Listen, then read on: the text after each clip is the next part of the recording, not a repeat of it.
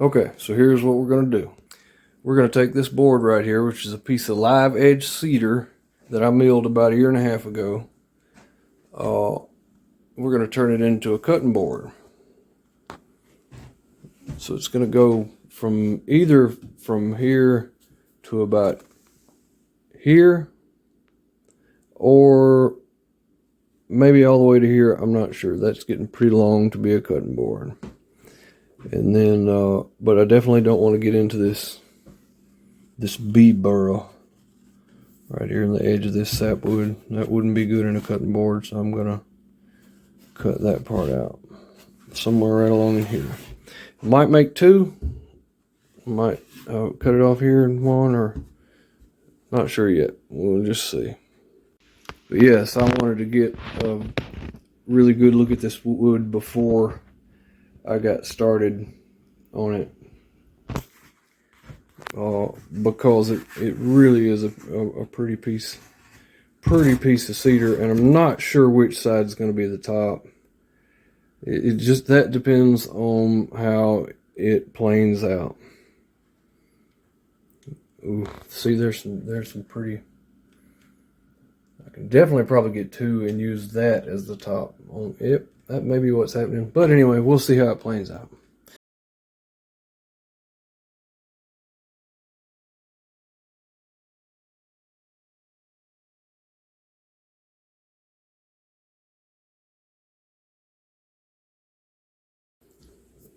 All right, so check it out. You can see that pretty clear. It's real neat with that light in the background. See where we're teetering at.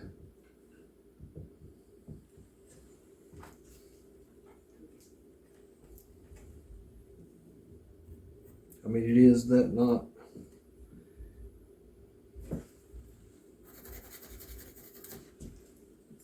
That's what's got to come down.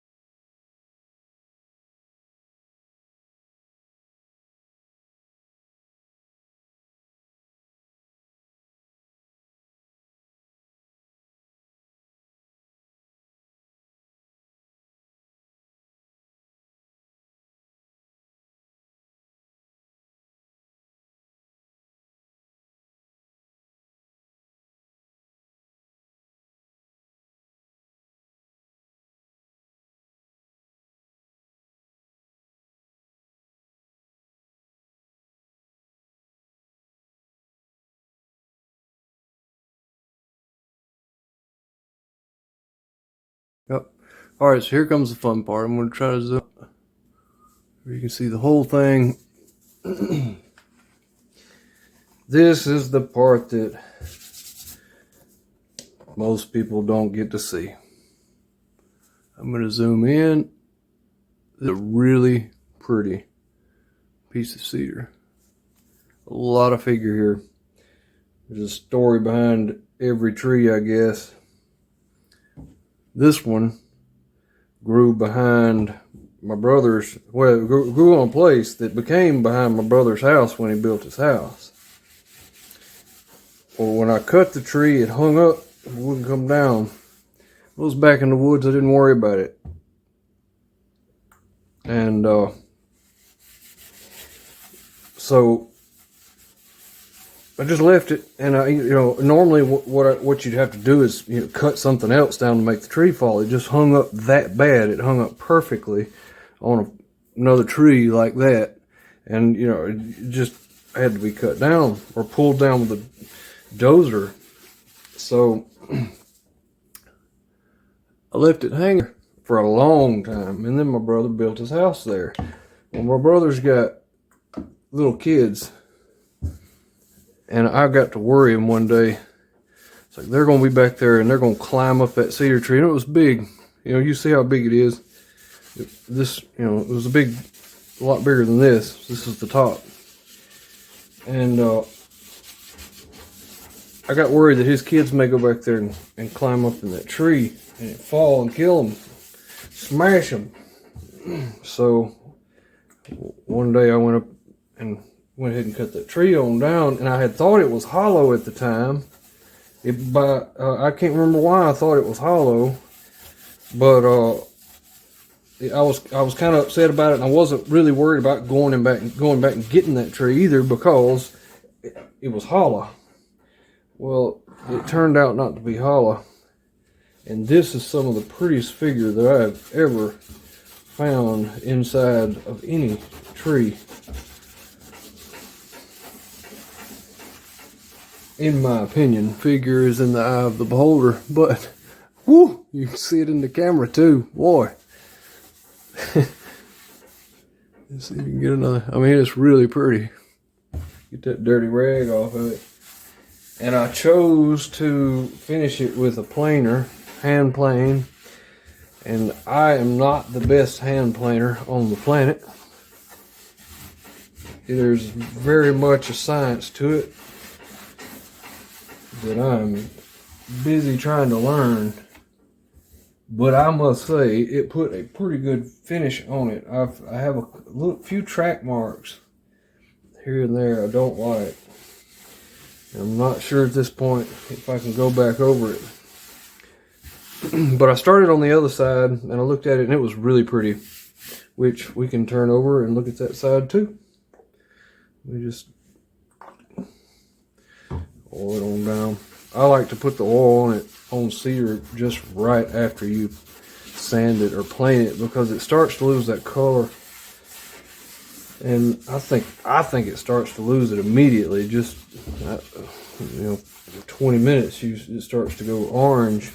So I don't know if there's a whole lot of fact to that or not. Well, I know it is somewhat, because the lumber, if you ever find cedar in a store, it's orange, it ain't red. They sell it at Lowe's now. I saw it the other day. I may try to see what happens here. There's definitely some high spots and low spots in it that I wanted to take out, but then again, it's always a judgment call to make. I'd almost rather have an imperfect finish, a not completely flat finish on something like this, than to chance it and go back in there and cut out and rip out and dig out some of those grains that are running in 5,000 different directions.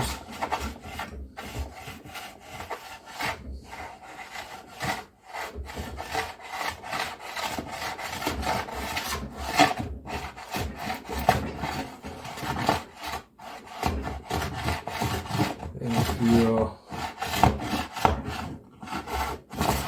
you watched my whole video yet and you have any planing tips for me, take it easy, but I'm listening.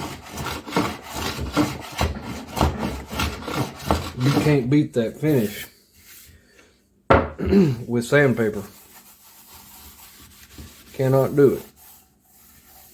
But I need a little bit more of a finish plane.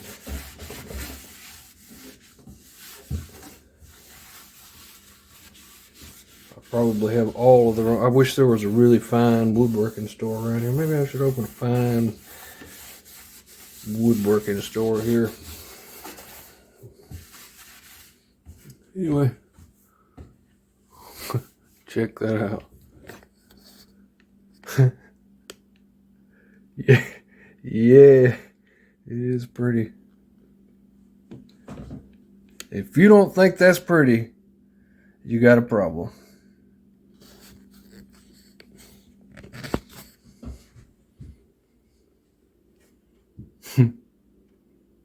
Just busting 3D holographic. It's amazing.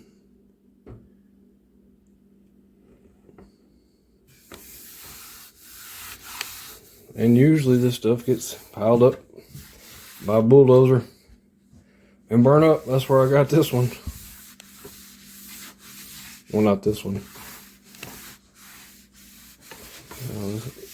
Well, I mean, that was about to be what was going to happen to it. If I didn't get it down that second day, it would have definitely been pulled down with a dozer and scraped up in a pile somewhere and set on fire. That is so pretty.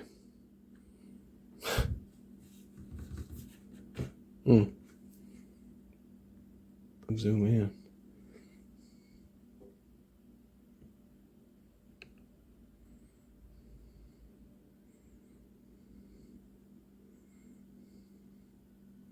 Need to fill that in a little bit more.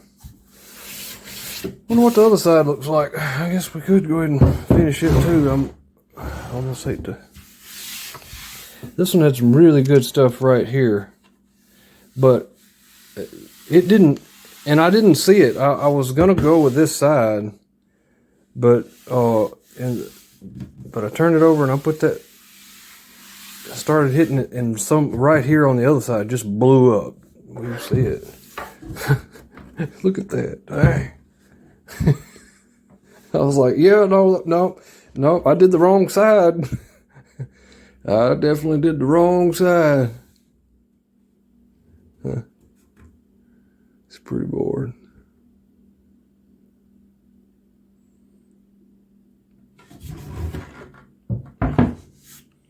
But